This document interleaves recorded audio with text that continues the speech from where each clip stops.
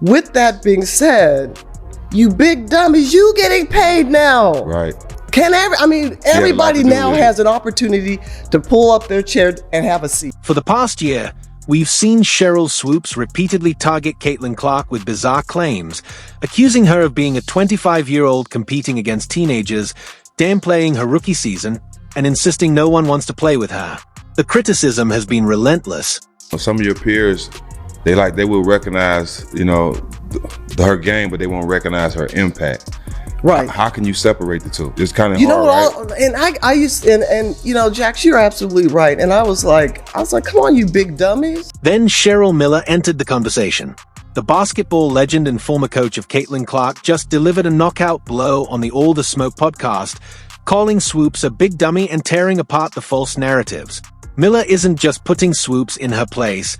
Her passionate defense of Clark also hints at something exciting about the future of the Indiana Fever, leaving fans buzzing. Are you ready? Let's dive in. 3-time Player of the Year, 2-time National Championship, 2-time Tournament MVP, first woman to dunk in an organized game, gold medalist. Thank you for making time. Welcome to the show, Cheryl Miller. Before we dive into everything Miller said, have you ever wondered why a basketball legend seems so determined to tear down the WNBA's brightest new star? Let's unpack Sheryl Swoopes' bizarre crusade against Caitlin Clark, from her college days all the way through her rookie season.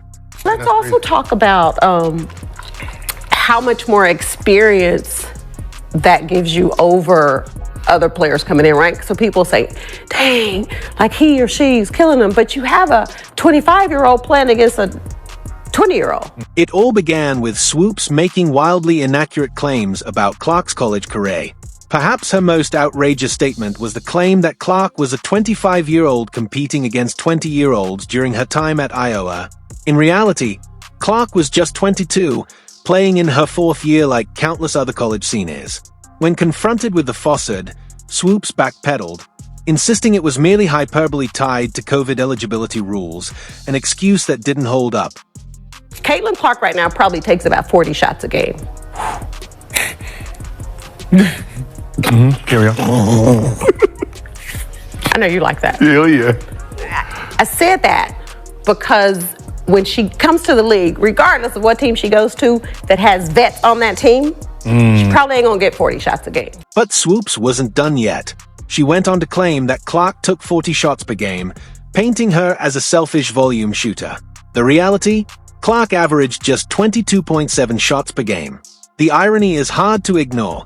Swoopes herself averaged 19.2 shots per game during her senior year, just 3 fewer than Clark. Talk about throwing stones from a glass house. And when Clark was closing in on the all-time NCAA scoring record, Swoopes shifted tactics, questioning the legitimacy of the achievement by suggesting she needed a 5th year to break it. You asked me about Caitlin. If you're going to break a record, to me, if it's legitimate, you have to break that record in the same amount of time that player set it. Okay. Right?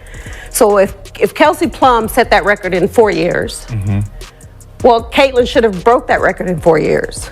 But because there's a COVID year, and then there's another year, you know what I mean? So she's already had an extra year to break that record.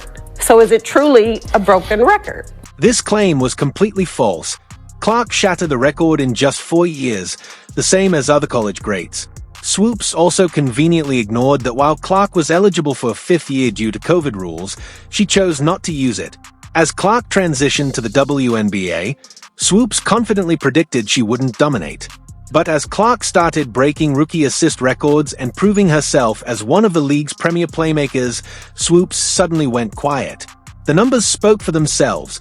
Clark finished her rookie season averaging 19.2 points and a league-leading 8.4 assists per game, silencing the doubters and securing Rookie of the Year honors. Didn't say she wouldn't be good. What I said was I didn't think Caitlin or Angel would come into the league and dominate immediately, which I don't think either of them did. Respectfully, there is absolutely no way, even when we're trying to sit here and play semantics about dominating, there's no way that anyone could ever leave this season in saying that both Caitlin Clark and Angel Reese didn't dominate. You would have to further explain what dominance means for you to not sit here and say that a player who is leading the league in assists while averaging 19 to 20 points didn't dominate that season. Perhaps the most revealing moment came during Swoopes' appearance on Angel Reese's podcast, where she continued to undermine Clark while insisting she had no issue with her. A classic case of saying one thing and doing another. I've known Cheryl since she was in college. I helped do her shoe deal with Nike in 1993, took her to her first SBs. I've known Cheryl, I've coached her, have a lot of respect for her. I called her when Caitlin was still playing at Iowa and she had just broken Maravich's record. And it was all over the place, as you and I have discussed, that there was this quote by Cheryl that said, Caitlin was, 25 years old. She was, 24 years old. She was a fifth-year senior. Right. She was taking 40 shots a game. Her records were illegitimate. The basketball world took notice of this pattern, and eventually, Swoopes was removed from broadcasting a Fever game. She was replaced by Nancy Lieberman, who didn't hesitate to call out the misinformation surrounding the rookie sensation. I got off the treadmill and I called her as a friend and I said, you can say whatever you want. You can have your own opinion about anybody, but you do have to get the statistics right. I mean, facts matter. And if you just get ahead of this and just say, hey, I made a mistake on my numbers, then this thing is over and everybody respects you for your opinion. And, you might like Boston, I might like the Yankees. It's okay to have difference of opinions. Well, she got upset with me on the phone, and I was like, Cheryl, I'm not doing anything to hurt you. I'm just sharing. We're talking. And so our relationship it pretty much is not happening at this point. I tried to talk to her at the Final Four. Right. She didn't want to talk to me. My life's going to be good or great with or without Sheryl Swoopes in my life. The basketball world had been waiting for someone with real credibility to step into the Caitlin Clark conversation. That moment finally came when Cheryl Miller walked into the All the Smoke podcast studio and set the record straight. What happens when a basketball legend who has actually coached Clark decides she's had enough of the nonsense? You get one of the most authentic and powerful defenses women's basketball has seen. Jax, you're absolutely right. And I was like, come on, you big dummies. Is she getting hyped? Yes. But she was in the backyard. She was putting in the same time, sometimes maybe more than you were. Right. Mm-hmm. I can't fault her for what she was given. Miller didn't just offer casual support for Clark. She came with the fire and precision only a legend of her stature could deliver. Her now viral response to critics like Swoopes said it all in just 2 words. Come on, you big dummies. The studio erupted, but Miller was just getting started. She passionately defended Clark's work ethic, speaking as someone who has witnessed it firsthand. This wasn't just another talking head coming to Clark's defense. This was Cheryl Miller, one of the greatest to ever play the game, calling out the blatant hypocrisy surrounding the young star. And she didn't stop there. She highlighted something the critics conveniently ignore. Look, as much as she was given, you can't tell me if that door would have swung the other way where she didn't live up to the hype. Right. Come on, folks are still waiting for her to fall. Exactly. Come on. Yep. Mm-hmm. So, with that being said, you big dummies, you getting paid now. It's the uncomfortable truth that Clark's critics refuse to acknowledge. Her presence has elevated the entire league, including the paychecks of those who continue to criticize her. You recently coached the WNBA All-Star game. You spent some time with Caitlin Clark. Best coaching job ever. Best coaching job Best ever. coaching job ever. Being around Caitlin Clark, how was the experience for her? She's such a big star. I mean, the sky's the limit for her. To be around her, just talk about the type of person she is, how much she loves the game. I'm going to be honest because it needs to be said. I can relate to that young lady, and I felt for her. Mm-hmm. I know what it's like to be hated. I know what it's like to be a black woman and hated because of my color. Yeah. What makes Miller's defense so powerful is that she isn't speaking from speculation. She's speaking from firsthand experience. After coaching Clark in the 2024 WNBA All-Star Game, Miller had a front row seat to assess her game beyond the highlight reels. And what she discovered even surprised her. I can't imagine this young lady, I don't want to use hate, but despised. Mm-hmm. And people just having, she brought some on herself a little bit because she's cocky for a good reason. Mm-hmm. Confident. And I love that about her. But to watch the dynamics and the media, they had their narrative. And I was pleased and proud to see the narrative wasn't the truth. I was pleased and proud to see the narrative wasn't the truth, Miller revealed, dismantling months of media spin in a single sentence. She then went even deeper, offering rare insight into what truly makes Clark special. Watching her pass, and I didn't know how talented she was and how well she sees the game in a 3D version, thinker.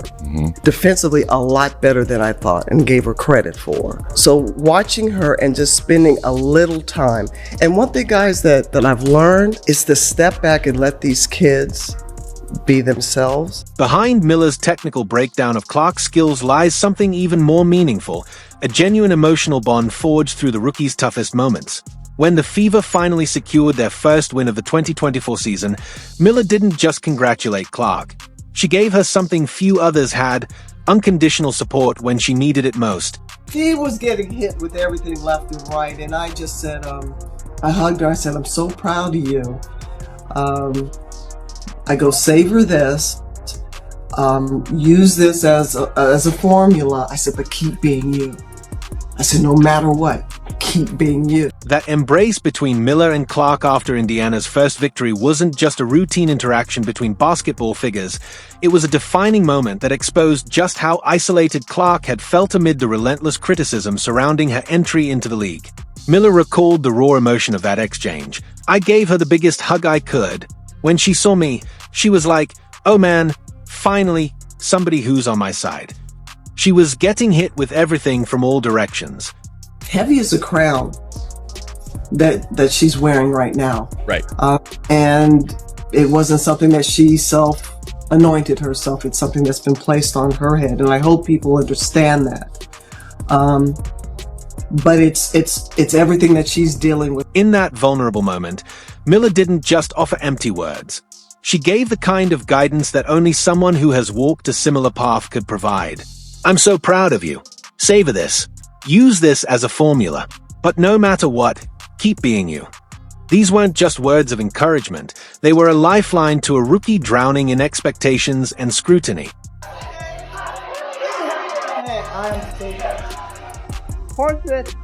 And I gave her the biggest hug that I could. And when she saw me, she's like, oh man, finally somebody I see that's on my side.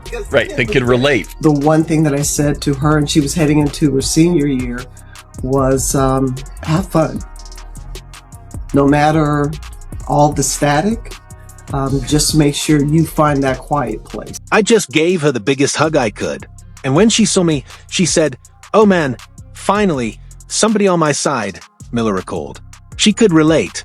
The one piece of advice she gave Clark heading into her senior year was simple but powerful. Have fun. No matter all the static, just make sure you find that quiet place. When Cheryl Miller speaks, the basketball world listens, and for good reason. Her voice carries the weight of an extraordinary legacy: 3 Naismith Player of the Year awards, 2 national championships, an Olympic gold medal, and a place in the Basketball Hall of Fame. But Miller's support for Clark goes beyond her accolades. She sees something many critics overlook: the exceptional court vision that makes Clark far more than just a scorer. I love what they've done for the women's game from the collegiate level to now, and it's working. And it was only a matter of time. And great narratives, great storylines. But now the bottom line comes down to one thing: it's about basketball, and it's about wins. The one thing I think people don't truly appreciate about that young lady's game: she can pass the ball, Miller emphasized, shining a light on the skill that elevates Clark from simply great to potentially transcendent. This wasn't just praise, it was validation from a legend who knows basketball brilliance when she sees it. What advice, if any, did you share in that meeting with Caitlin? Because I know that she spoke very highly of you, got great respect for you. I've known Cheryl for a little while now. I think her energy, that's what I love about her. Like, it's just contagious, and it's fun. What makes Miller's perspective especially valuable is her unique position at the crossroads of player development and media narratives. During the 2024 WNBA All-Star Game, she witnessed Clark's greatness firsthand. And with one simple observation, she dismantled months of false narratives pushed by the old guard. I've known Cheryl for a little while now. I think her energy, that's what I love about her. Like, it's just contagious, and it's fun. The All-Star Game wasn't just about debunking myths. It was the start of a relationship that could reshape the future of the Indiana Fever. When Caitlin Clark nervously called Cheryl Miller coach for the first time, neither realized they were planting the seeds for what could become the WNBA's next championship powerhouse. Getting to be around those two people that have done so much for the game, for me is super special. Like, there's still two people that I really look up to and idolize and appreciate everything that they've done, and for them to have this moment too and be a part of it, like, it's just super cool. Long before they shared the court, Clark had been watching Miller from afar with undeniable admiration. Obviously, Cheryl, she's one of the pioneers of our game. Just an awesome individual. Her personality radiates, Clark said, her respect for the basketball legend clear in every word. This wasn't just polite acknowledgement, it was genuine excitement from a young star who understood what it meant to work with greatness. The anticipation only grew as the All-Star coaching announcement approached. For her to get to coach us, it's super exciting for me. I was super excited when I heard that news, Clark shared, revealing just how much the opportunity meant to her. But it was their first real interaction that truly hinted at the future potential of this partnership. Holy smokes. What an opportunity. And I was excited, like really, really excited, till I found out that the team I'm coaching wants to beat the brakes off our Olympic team. I'm like, okay, the pressure's on. So now we got a game, folks. We're going to have a game, but it's been fantastic. Despite her confidence on the court, Clark approached Miller with the respect of a student meeting their idol. I called her coach, and she said, "I don't know about that. We'll have to see how I do during the game," Clark recalled with a laugh. This small moment of humility from both sides speaks volumes about the foundation they are building together. What makes this connection so exciting for Indiana's future is how clearly Miller recognizes the championship DNA already forming within the Fever. After working closely with the team's core, she didn't mince words. Indiana has a very, very bright future. Coming from someone with multiple national championships and Olympic gold, that assessment carries serious weight, something basketball insiders immediately took note of. And people that came well before today's game, they were skilled. They were incredible. The spotlight is now enhanced, and give these women credit. They have certainly elevated the game, but there are some truly, truly great players that could play today that played yesterday. And you know what? And I love the way that you said piggyback, because in no way, shape, or form am I not appreciative of where the game is at and the exposure, because we get exposure. Everybody forgot Lynette Woodard until Caitlin Clark broke her scoring record. Holy smokes, what an opportunity. I was excited, really excited, until I found out the team I'm coaching wants to beat the brakes off our Olympic team. I'm like, okay, the pressure's on. So now, we've got a game, folks, and it's been fantastic. But what impressed Miller most wasn't just Clark's individual talent, it was the collective fearlessness of the entire Fever roster. This is not a team people want to play, she observed. Not only are they getting better, but they are confident and they share no fear. They are fearless. That psychological edge, the refusal to back down, is exactly what championship teams need when facing adversity. Perhaps most surprising to Miller was just how intelligent this young Fever squad was on the court. I did not count on their basketball IQ being that high, she admitted. I knew it was high, obviously, because they play at this level. But it's one thing to know knowledge. This cerebral dimension, the ability to not just execute plays but to truly understand the game at its deepest level, is what separates good teams from great ones. As the 2025 season approaches, something special is brewing in Indiana, something that goes beyond just X's and O's. The bond between Caitlin Clark and Cheryl Miller isn't just for show, it's the foundation of something potentially championship-worthy. Clark has long acknowledged Miller as one of the pioneers of our game and praised her for personality that radiates. But what makes this connection so powerful is how authentic it feels from both sides. Miller, in turn, has been blown away by Clark's abilities, particularly her elite court vision, which she describes as seeing the game in 3D. This isn't just empty praise, it's recognition from one of basketball's greatest minds. When Miller told Clark, "I'm so proud of you. Savor this. Use this as a formula. But keep being you," she wasn't just offering encouragement, she was passing the torch. While certain critics continue their tired campaign of misinformation, the Clark-Miller Alliance embodies everything right about basketball's generational connections. The future in Indiana isn't just bright, it's championship caliber. And with this kind of mentorship in place, the league should take notice. Let us know in the comments how excited you are. Don't forget to like, subscribe, and turn on notifications so you never miss an update. Click the video on the screen, and we'll see you in the next one.